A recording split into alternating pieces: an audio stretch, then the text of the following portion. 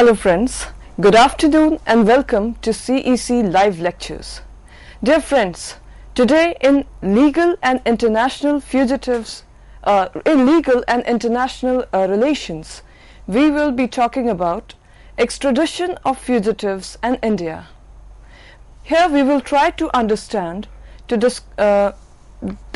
discuss this topic we have among us CEC subject expert Professor Sanjay Bhardwaj from JNU. I welcome Professor Bhardwaj to our studio and request him to start the lecture. Welcome, sir. Thank you, Srishti. Thank you for the introduction. Today I'm going to discuss about the extradition of fugitives and what are the India's initiatives, India's role and India's policies regarding the extradition treaty, extradition of fugitives of Indians. They are living abroad, and we are trying to bring them back. In fact, let me first point out that this is a less researched topic in academic circle. Not much work has not been done on this subjects or on the principles of extradition of fugitives. Second thing, that this is a subject comes in the public domain or in the policy discourse time and again when there is a individual, or you can say there is a incident specific issues, then it becomes a media discourse, or it becomes a public discourse. This subject is largely considered within the legal international judicial domain, and also part of the diplomacy. That can be that what kind of diplomacy we are adopting to bring the fugitives based in abroad. For example, I'm giving when U.S. citizen Edward Snowden and WikiLeaks fame Julian Assange were on run. Extradition was most discussed by the international media. These two cases did not only highlight the state's interest but also human interest and this is the tightrope terrain that is covered by the extradition principle. It works under the double duality of national and international, as well as the national interest and human security or human rights. So you can see that the extradition of fugitives that is not basically much in discourse. It only comes whenever there is a cases, there are issues on international media or in the national media. Basically, there is absence of an international multilateral extradition agreements. That extradition and because of this extradition swims in murky or water of opaque diplomatic process between the states, and basically that becomes the subject of diplomatic discourse. In fact, a country does not need need to have a treaty necessarily to proceed with the extradition, or later can be undertaken as any other simple bilateral transactions. Treaties, of course, gives a definite framework and certainty to the entire procedure, and gives a pretense of relief from the whimsical environment of international relations. In fact, extradition may be defined briefly as surrender of an illegal or convicted criminal by one state, requested by one party and to the another party. Extradition treaties are mostly bilateral treaties and driven by the basic underlying principles. There are 5 basic principles that covers the extradition treaty between the 2 states. First, it applies only to offences that are stipulated in the treaty. The second is that the principle of dual criminality is also applied, in the sense of that there is a national crime or a human crime, that the double criminality principles is also applied. In the third, there has to be prima facie evidences against the accused.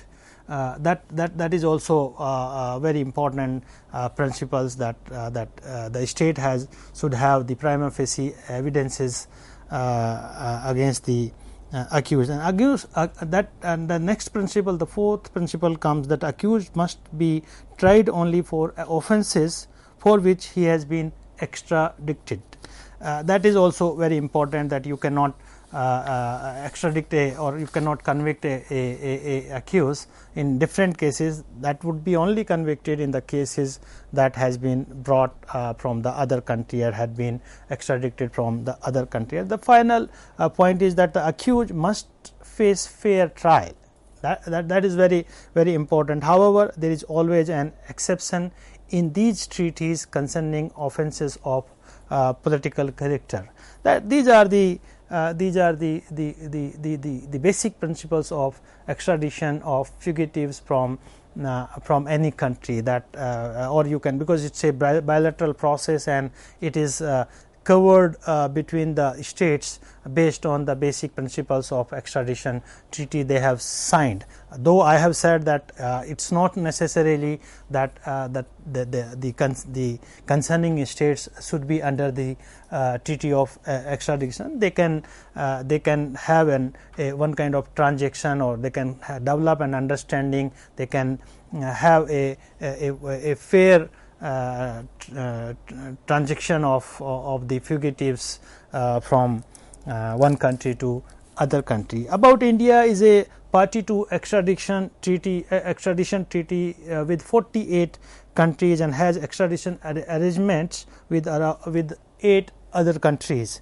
According to the reports factly.in, that India's success rate at extradition has been not more than 36% in last 15 years. That's, you can see that how much the success ratio that you want to extradite the fugitives from different countries, but the success ratio is not more than 36%. This data seems discouraging. In fact, when India has number of fugitives to be extradited, that includes some of the well-known names like liquor baron Vijay Mallya, diamond terrier Nirav Modi, Mehul Choksi, and of course the radical Islamic preacher Zakir Naik are the fugitives that India is looking forward to extradite from different countries. Some of them are located in countries that we have extradition treaty with them, like the United Kingdom and Malaysia, though both these countries have refused to turn the requested accused to India, and that is itself telling that what kind of provisions, what kind of extradition treaty we are having with these countries. In fact, this is a relationship between the Westphalian states, and these Westphalian states, they have all the right to protect the sovereignty and territoriality and of course the citizens' right within their territory, and that basically safeguarding the territorial integrity and from external aggressions and protecting the citizen is vital for the existence of a nation state or existence for a government as well. However, there is a significant variables in security priorities, that you protect your citizens, you protect your territory by military means, you protect your citizens by diplomatic, or you can say you protect your national interest or citizens interest by economic regulations. That has been the traditional means of protecting the national territories and economic interest of a country. But due to the problem of transnational crime like infiltration, terrorism, insurgencies, many of these states are basically retooling or you can say reconfiguring their regulatory mechanism to make to protect the citizens' right time and again, particularly when you talk about that with the advent of information and communication revolutions, that itself has alarmed the states to regulate, to protect, to make the rules and regulations, to tighten the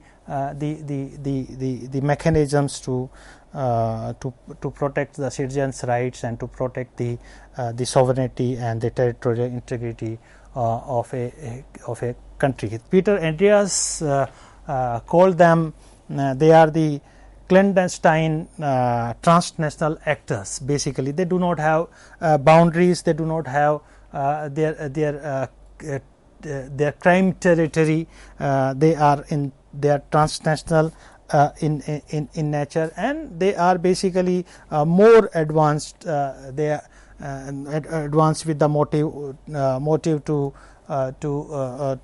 the political crimes, terrorism, or you can say religiously inspired act of violence. They can do. They can take anyone because of the advanced technologies, because of the information communication revolutions, and because of the they have trained people with them. So you can see that these are the responsibilities, or you can say that states obligations to protect or keep themselves advanced with the technologies what the world is introducing to protect your territory from the clandestine transnational actors. Now the question comes that India being because India is also protecting its territorial integrity, citizens' rights, and we have to maintain the integrity of the nations. We are also demanding many of the fugitives. They are living in UK, in Malaysia, in Pakistan. Like you can say that terrorist acts that we have seen, that they have been some of the terrorists, they were involved in Mumbai attack, 2008 Mumbai attack. After that, we are demanding like Hafiz Saeed. We are demanding since 2008. Azhar Masood, we are demanding. Dawood Ibrahim, of course, we are demanding from them to extradite India. But we do not have formal treaty of extradition treaty with many of the South Asian countries itself, like Afghanistan. We do not have. Pakistan, we do not have any extradition treaty. With Maldives also we do not have any extradition treaty. Bangladesh, we have recently signed, I think 2015 we have signed extradition treaty with Bangladesh. But one more important point is here, like sometimes we do not have treaties. Like Bangladesh, we have started developing very cordial, very constructive, very positive relations from 2008, and they try to address our problems as well. And you can see that they have extradited Anup Chetia, who had been involved in insurgent events in northeastern states of Assam. He is having a big business in Bangladesh, but Bangladesh government had cooperated with us and extradited Anup Chetia to India. So there are examples, but since we do not have that kind of understanding, that kind of mutual relations with Pakistan, many of the terrorists who were involved in in 2008 Mumbai attack and later on Parliament attack, but they have not been extradited till date. We were trying hard to get them, but recently one more case had come. The request of Zakir Naik's extradition was refused by Malaysia, citing his permanent residency status in the country. That itself is that, however, it is believed that government is bucking up under the pressure put forth by the religious lobbyists, Islamic religious lobbyists present in Malaysia. They are basically creating a problem for or pressurizing the Malaysian government, and the Malaysian Prime Minister has given the statement that Zakir Naik can stay in Malaysia until he does not create any problem in Malaysia. It highlights the role of people and civil society that can which are playing a very important role in extradition issue, as well as the government policies. We have seen that in case of Zakir Naik's extradition from Malaysia, that the civil society, or you can say the religious Islamist religious, they lobbied for Zakir Naik not to extradite it to India. So you can see that this kind of act, that where civil society is also a very important actor and factor in corporations of, or to counter the international crime racket. Zakir Naik basically he was found himself in the eyes of storm after news report surfaced that at least two of the terrorists blamed terrorists behind the Holy Artisan Bakery attack in Dhaka in 2016, and after that he left India to Malaysia, and basically that these two terrorists they were inspired by Zakir Naik's preachings about the Islam and about the jihad, and they have done the act of terrorism in Holy Artisan Bakery in Dhaka, that many of the people were killed. So you can see that that he is also in demand for the Indian government, and that National Investigating Agency NIA has also filed an FIR against him about the money laundering cases as well as the criminal or terror cases about Zakir Naik. The NIA basically is trying to bring Zakir Naik to India, but since we are not successful having extradition treaty with Malaysia. So it's you can see that if we are having the formal arrangements with a country like Malaysia, we are having a formal arrangement like UK and many of other countries, even the United States, but we are not always successful to bring the fugitives or bring the criminals or terrorists, or you can say that who are basically a threat to the India's national interest or threat to the India's economic as well as the threat to the citizens of India.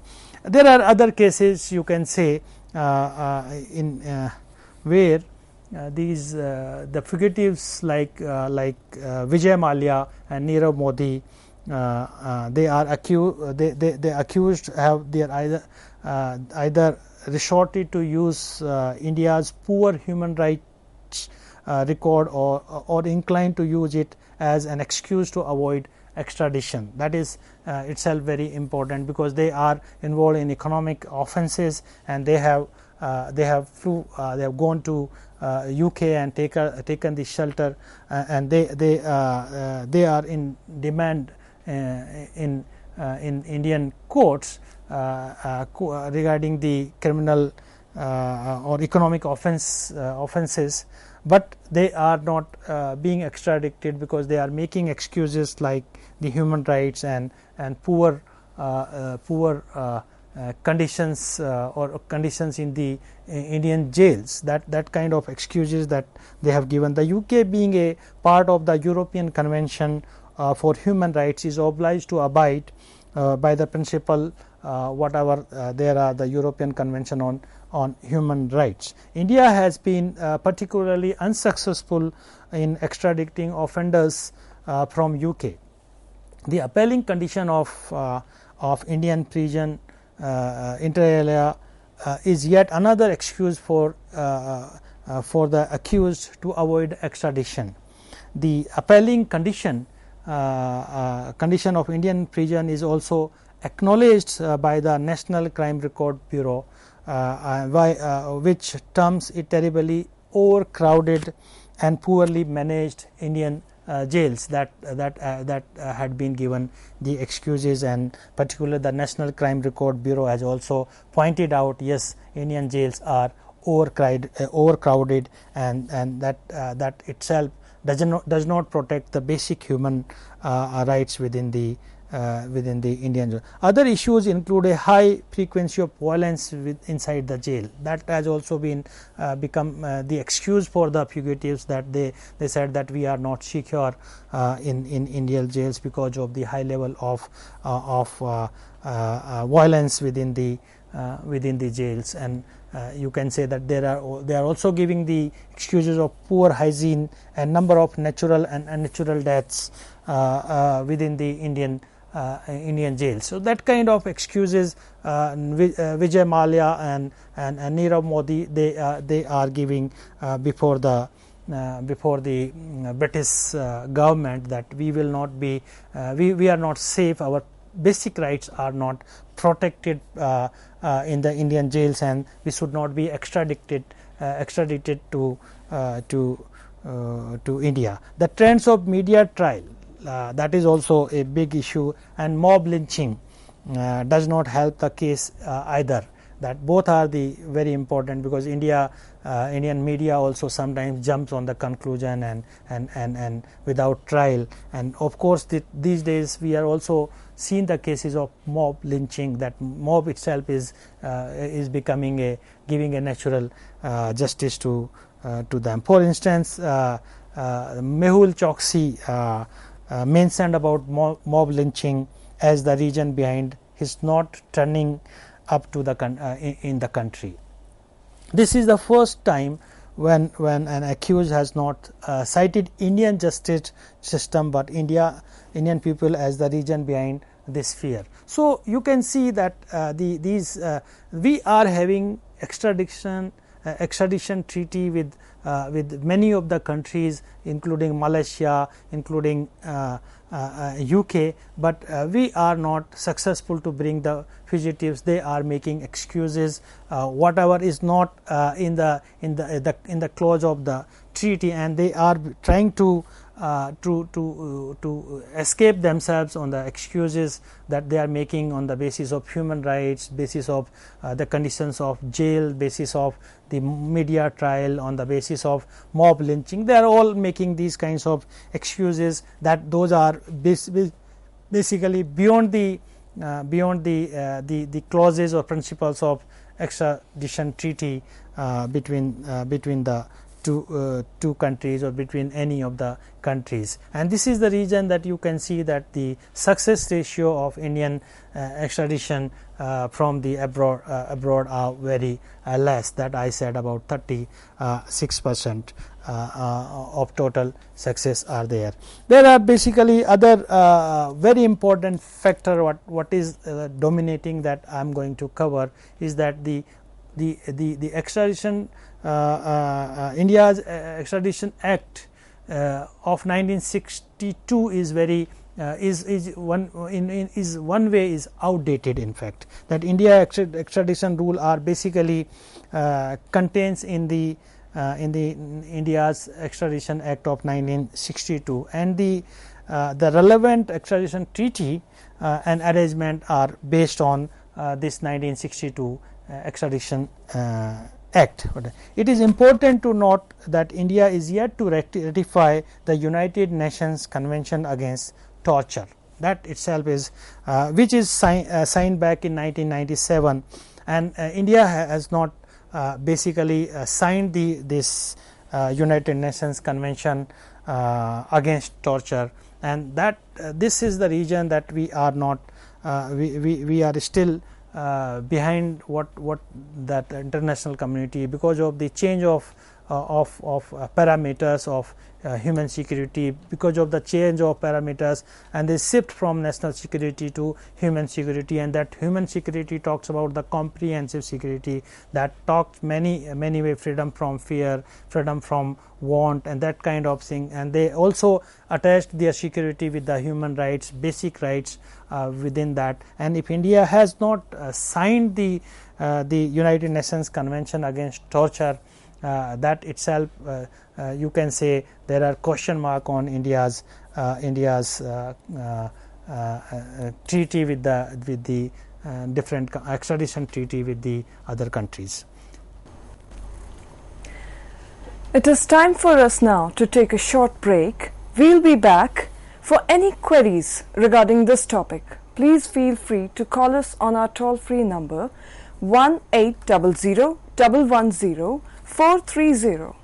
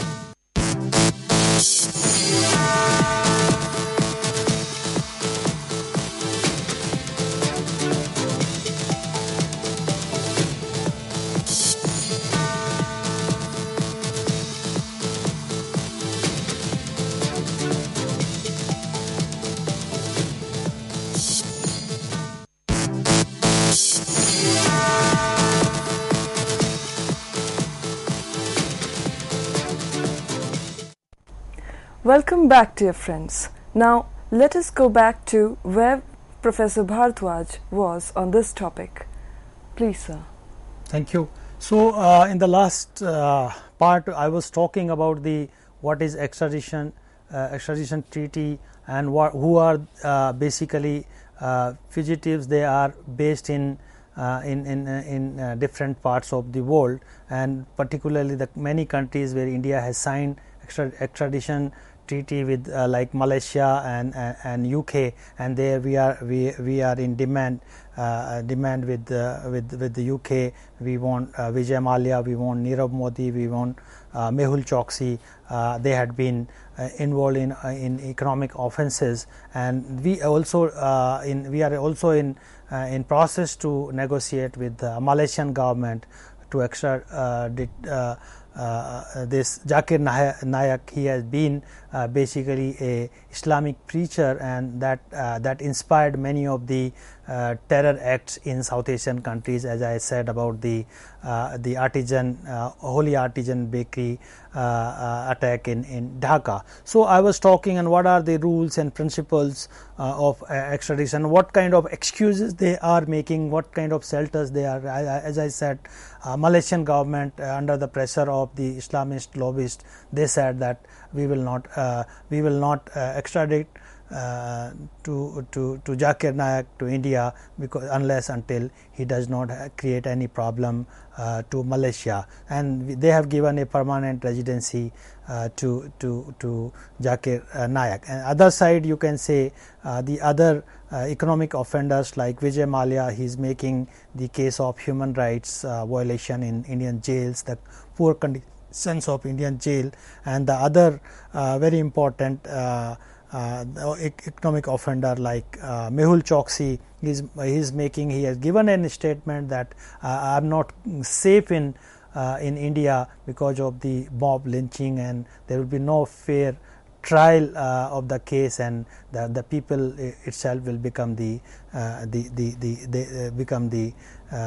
giving the justice to themselves. So that kind of things, but I am trying to understand what these extradition treaties, the principles, rules are basically contains the Indian Extradition Act of 1962, and the relevant extradition treaty and arrangements are based on 1962 Act, in fact. And as I also said that India has also not signatory about the United Nations Convention against torture, and that has been signed in UN in 1997. In addition of these, there are no legislative provisions against the prohibition of torture. Similarly, Indian Constitution and otherwise other verbose document having an elaborate section on fundamental rights, it is silent on the prohibition of torture. That is also that besides India extradition regimes does not have to dedicate fair trial rights clauses either. So there are the question marks on the clauses what the Indian extradition or fair trial in Indian judiciary. Those same of the provisions such as political offences, time-barred prosecution, rule of speciality, and a limited for of double jeopardy are included in the Act. Nevertheless, a rule of they barely can act as the substitute for a dedicated fair trial rights clause. The Act does not include any provision related to the protection of the health and personal circumstances of persons facing extradition. It does not even allow extradition subject to conditions. Scholars like S.R. Subramaniam argues that the current outdated system neither contributes to the effectiveness of the extradition regime nor advances human rights in extradition process. Indian government can do a lot to revise this act and make it more palpable to the international communities. So you can say that like Subramaniam has also argued that this Act of 1962 is outdated, and there is a lot of requirement to improve this Act. And very important thing is that what I was talking about, the Indian media in fact can contribute by preventing itself from committing witch hunting and providing some guilty until proving some guilty until proven innocent. This attitude will help in not only fair trial but also stoking public outrage. After all, there is a reason why a lawbreaker could come up with a creative logic of fear from mob lynching as a reason behind refusing extradition, and international community will have the reasons to believe in. And this has become a solid ground for the economic offenders, that they are making an excuse between that. What is the, in fact, what are the requirements, that where are the problems? I try to look into the details, that there are certain principles and the clauses of treaties and the acts, and Indian governments and diplomats, they are trying hard to bring them. Basically, what is happening that in the political science we talk about the approaches, different approaches that those are creating problems in these kinds of approaches or effective approaches of bringing fugitives to India. What is happening, that we are basically working on high political zone, that we are having one kind of track 1 approaches, we are having one kind of state level approaches to bring the fugitives to India, or this high political zone, that diplomats, they are working, they are doing trying to bring these fugitives under the certain treaties and principles and the clauses that they have signed with the countries. But I also argued, as Subramaniam also argued, that those principles are basically outdated in a way. So, what is the requirement? Requirement is that we need to involve, or we need to work on the low political zone. In fact, that the low political zone will provide a ground, a support to the government initiatives to bring these fugitives back. For instance, like the issues of environment, the issues of climate change, the issue of transnational crimes, terrorism, they are basically not just confined within the national territories. These issues are in nature the transnational, and to bring to involve, to resolve with these problems, you need to involve the transnational actors. You need to involve you can say that non-governmental institutions and organizations and civil society to solve these problems. The states alone cannot tackle these problems. Rather, the participations of civil society organizations are also required to resolve, to address these threats and problems. And whatever the fugitives they have gone, they have committed the crimes within the national territories, but they have taken the shelter in other country. And to bring these fugitives, you need to have a transnational approach. You need to involve the transnational actors, as I said, transnational or civil society organizations to support these things. Basically, what we are trying to do at the we are involving in track 1 diplomacy, and this track 1 diplomacy, basically you can say that it can be divided in the two different categories, the track 1 and track 2. And basically the track 1, our basic objective of diplomacy is to enhance trust, confidence and understanding among nation states, that the diplomats they are trying to do, but they are doing on the you can say apex level, or they are have adopted a top down approach, and they are basically interacting with the counterpart bureaucrats or you can say diplomats and the lawmakers in that different country. It is employed through negotiations, basically mediations, crisis intervention and conflict resolutions, that these diplomats they are involved, but what they are doing, in fact they are trying to mediate, they are trying to negotiate, they are trying to bring they are trying to resolve the conflicts. But what is that?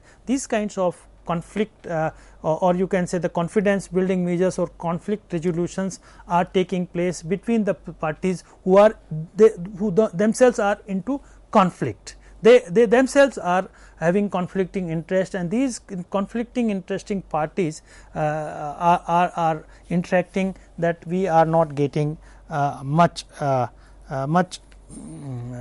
positive results from these initiatives. Basically, here track 1 is defined as an official level diplomacy initiated by the statements and diplomats. Track 2 refers to the all unofficial initiatives, usually those who were part of track 1 diplomacy performs track 2. That whosoever were basically part of the track 1 diplomacy. Now they themselves comes later on, after their retirements, after when they are not in power, when they are in oppositions, they forms the track 2 diplomacy, like the retired bureaucrats, like retired diplomats, retired army officers, they constitute the track 2 diplomacy. Track 2 is used to supplement the track 1 initiatives. Participants in track 2 are well informed because they were part of the policy makings, they were part of the decision makings about the matter under discussions. They have experiences in track 1 initiatives, and moreover the parties involved in track 2 are very much familiar with the policy circles, and may be having old friends since their track 1 periods, like suppose diplomats who had served in Malaysia, who have served in UK or served in Pakistan or and USA. They know the ground realities, they know the diplomats, counterpart diplomats, so and they know the counterpart civil society activists in these countries. So they and then are also aware about the issues, ongoing issues between these countries on the issue of national security, the issue of terrorism, the transnational crimes. So when they were serving, they were constituting track 1, but when they are retired, they have become the track 2 negotiators, and the track 2 negotiators basically now being the part of track 2 diplomacy, they are supplementing the track 1 initiatives or diplomatic efforts between the two countries. Since the track 2 is informal, the participants can explore an alternative solution to resolve any issues which may be deviation from the official stand. The track 2 diplomacy, that the officers, the diplomats, they cannot deviate from the official stance, but the people who are involved in track 2, they can deviate, they can negotiate informally, they can bring new ideas, new solutions before the two states. They can convince their state for the solutions. So my point is here that why I am talking about track 2 and track 1 diplomacy, that these fugitives, they are based in different countries. They are in demand. They are they are economic offenders. They are also there are also terrorists. They are not Indian nationals, but they are in demand for India. They can be brought to India, but not by the government or diplomatic efforts. It can be possible when you involve the larger sections of the society, or when you involve the civil society people or civil society organizations who works transnationally. And that I said that these civil society people, they are basically retired bureaucrats, diplomats, media persons, in academicians. They can help better to resolve and to bring the solutions of any problems, including the fugitives. That like you can involve the civil society people in UK and UK to convince their government, to convince their judiciary, and to make an environment that the offenders, economic offenders who have done crime in India should be extradited to India for better relations between the two countries. The official track 1 diplomacy is undergoing in a formal environment. Its language is formal, filled with with acronyms and bureaucratic jargons. Here participants are representing their respective governments and cannot deviate from the official stances regarding the issues under discussion. Due to these reasons, track 1 diplomacy is rigid, that because they have to work within a box, they cannot deviate what the government's stance are there, they cannot take a different stand what the government is talking, they have to talk formally, they have to work talk in a official language to resolve the conflicts or negotiate with the people. The flexibility is guaranteed in track 2 process. The participants in track 2 have close link with the policy circles, and the government can use these inputs shared by track 2 participants in track 1 process. Track 2 people have first hand information and experience in mediation. The track 2 diplomacy is aimed at the help to resolve the conflict by encouraging communication, understanding and collaboration towards shared problem. This flexibility offers an opportunity to examine the root causes of conflict and also to explore an amicable solution. Due to its flexibility, track 2 can be deliberated upon the feasibility of public opinion, suggestions of the people conveyed through the media to take as a solution to particular issue.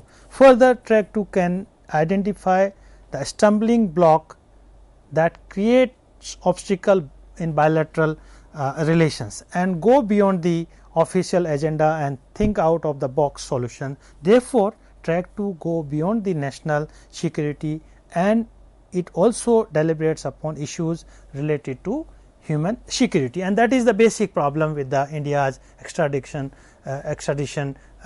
treaty or act, that it does not deviate from the national interest. It does not consider the because it is outdated. It does not talk about the human security issues. It does not talk about the human right issues. It does not talk about the conditions within the jails and the environment within the country and the foreign country, particularly the European countries. They are making an excuse to extradite these criminals to India, and due to these reasons, track 2 explores a solution that is more people oriented, mutually beneficial to the parties to conflict rather than state oriented. Track 1 and track 2 does not involve common people in their initiatives and fail to facilitate a constructive debate and alternative solutions to the problem. That is also an issue. If you are talking about the track 1 and track 2, they do not involve the common people, and they do not develop a national debate or alternative solutions of any problems, because it surfaced on the apex level. It surface, it's or you can say it's a top down approach. So participants at the track 3, track 2, track 9 are from various walks of the society, including research institutions, media, common people, youth, women, children. All these segments, all these stakeholders of the society should be involved to generate a national debate that what crime they have these fugitives had done in the country, and that is a threat to the national interest, that is a threat to the human rights, and that is a threat to the human security in the country. And if you will involve all the people, in fact, in the discourse, in the debate, that can be conveyed to the other country if they are not extraditing to them to the countries. The former is focused on framing treaties and agreements. Track 1, track 2, they talk more about the treaties and they talk about the framing the agreements, while the later, that I mean the civil society people, particularly that the research institutes and media and common people, they are trying to change the mindset of the people and government on both the sides of the border. The former is state centric. Track 1, track 2 is state centric, keen to protect the interest of the government. However, the later means the civil society people, that is a people centric approach, trying to focus on impact of respective citizens, that what kind of the impact it can have. There are also track 3 and track 4. I am talking about that diplomacy is referred to initiatives taken by the common people, or it is used as a synonyms to people contact. This initiative is taking place at the grassroots level. Here individual established personal relations with the people belonging to other culture and other nation or other society.